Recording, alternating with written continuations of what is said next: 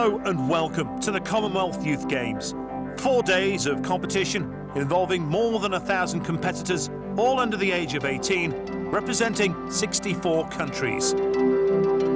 As one of the smaller nations, the Isle of Man is the proud host of the 4th tournament, following the previous events in Scotland, Australia and India.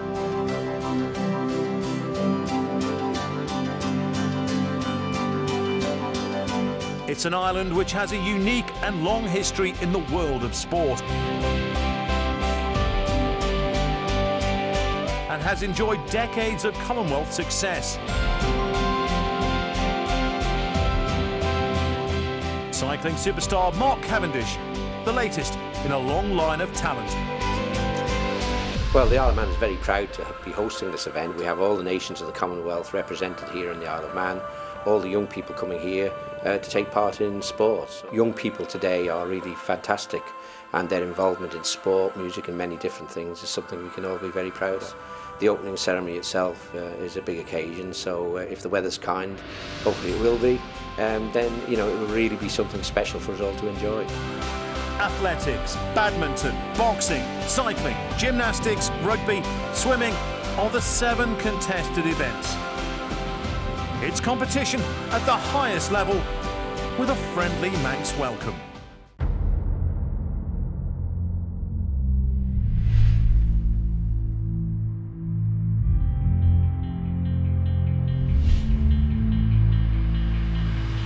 That Manx welcome was very much in evidence with the opening ceremony, played out before a packed crowd at the Bowl Stadium in Douglas. In just a moment, I'll be welcoming the athletes from the 64 different countries who are represented over the next 3 days. But first of all, I'm going to introduce to you somebody called Tosha. Now, the word Tosha in Manx Gaelic means first or to be first. And this is an example of very specific, distinctive Manx wildlife who is the game's mascot. He's 6'5", he's covered in fur, he exists on an exclusive diet of chips, cheese and gravy. We're not sure whether he's got no tail or a stumpy one, and we hope we never find out if he keeps his shorts on. And we're very confident he's going to be neutered before the start of the Rugby Sevens. Ladies and gentlemen, please welcome Tosha the Manx cat.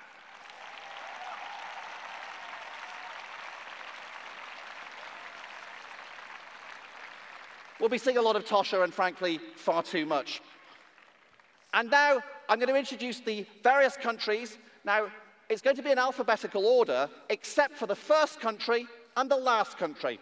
The last country will be, of course, the host, and the first country, by tradition, that are introduced are the ones who hosted the last Games.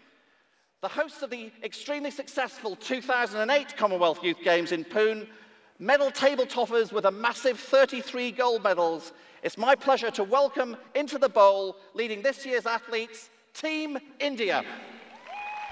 Then the arrival of the nations, and the first of the 64 teams to appear were India, hosts of the last Games, which were held 3 years ago. And following them, a country with a population of 13,500, one of the smaller nations. The biggest contingent of competitors belongs to Australia, who have brought 87 representatives despite having to travel halfway across the globe.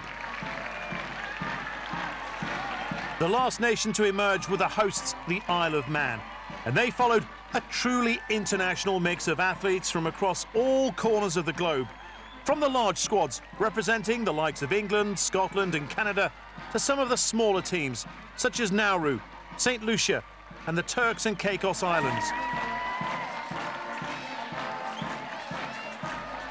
All were given a very warm welcome ahead of 3 days of competition. However, the first action of the Commonwealth Youth Games of 2011 has already started, as Stuart Cody reports.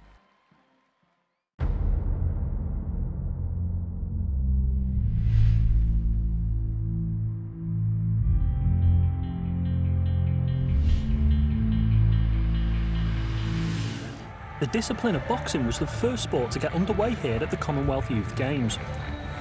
With over 80 competitors taking part, The day started early for those in the light flyweight division.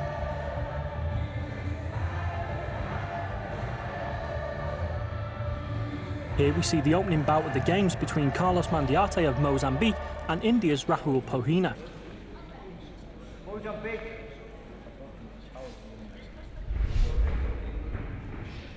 We join the action here in round 2 with Pohina starting to push home his advantage in speed.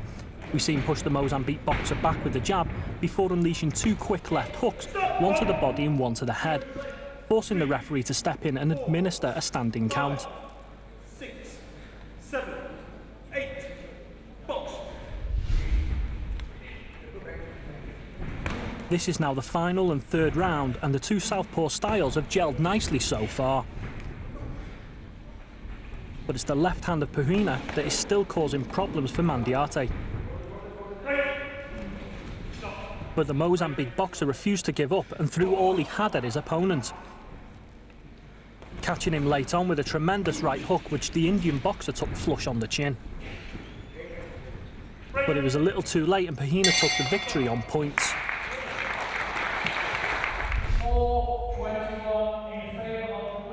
The Indian boxer now faces Malawian Israel Kamwamba in the next round.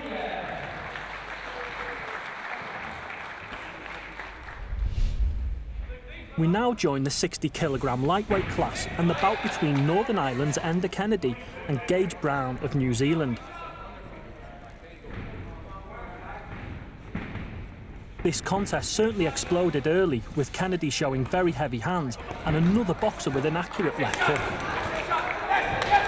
His constant punching and pressure really caused Brown problems early on. The referee stepped in with a mandatory 8 count to save him from taking any more punishment. The young Northern Irish boxer certainly looks a handful on this showing.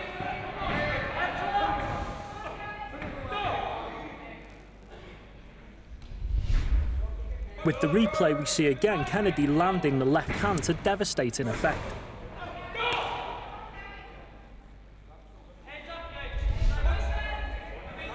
The Antipodean Brown was still game, albeit a little unsteady on his feet. The Irishman could see the finish in sight and so tried to press home his advantage. It was only a matter of time before the referee would step in and call a halt to the contest.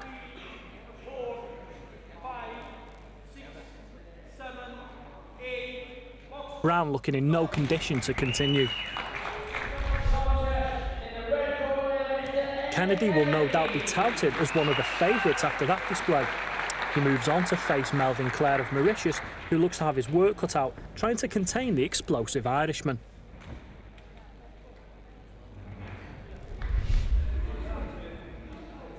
This was another cracking contest on the opening day of the Games. Once again in the lightweight division, we see Balak Razak of Pakistan in against the tall South African Jabulana Mackenzie. The good early exchanges really thrilled the crowd ringside. But it was Razak who was struggling to cope with the rangy South African, and he was caught way too often on the way in. The left hand of Mackenzie there doing all the damage. The referee had no choice but to step in and stop the Pakistani boxer from taking any more punishment and giving him the mandatory 8 count. The young Razak still had fire in his belly, but just could not find that one clean shot to stop the contest and turn it in his favour. Jabulana Mackenzie's victory sets up an interesting tie with the Samoan Ione Kaisa, who we're about to see next. The South African moves on to the quarter-finals with some ease. The young Samoan here was just too classy for his opponent from Swaziland and just too heavy-handed. His array of shots from body to head caused the Swaziland fighter far too many problems throughout the early part of this fight. He switched the attack from body to head really well, and Tabiso just could not cope with the constant pressure being offered by Ione. It was only a matter of time before the referee would take a closer look at the two fighters.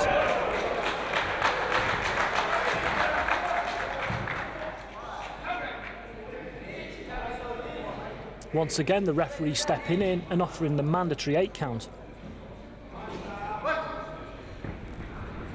We're still in the first round, but it wouldn't be long before the referee had seen enough and come to the rescue of the Swaziland boxer. It was yet again another left hook that caused all the problems in these early tournament contests. The referee, given a mandatory 8 count, had no choice but to call off the fight, as the Swaziland boxer was clearly outclassed.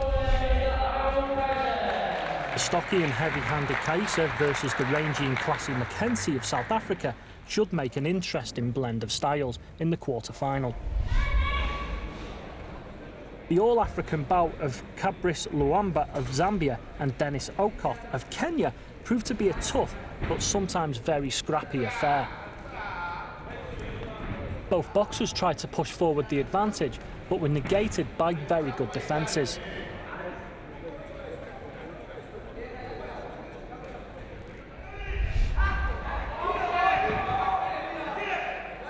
Both boxers tired late on, but it was the Kenyan in blue that kept coming forward, trying to force the mistake from Lumbra, but it just wasn't to be.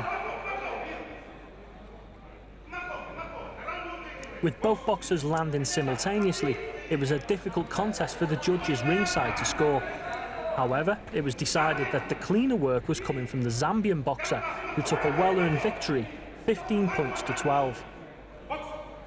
But it was a gruelling contest, and one which could really take the toll on the Zambian in the quarter-finals, which takes place tomorrow.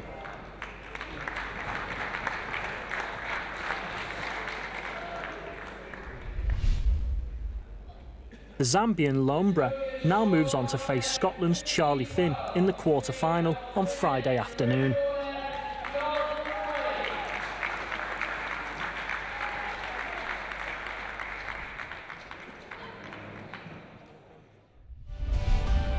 Stay tuned for more from the opening ceremony of the Commonwealth Youth Games of 2011 from the Isle of Man.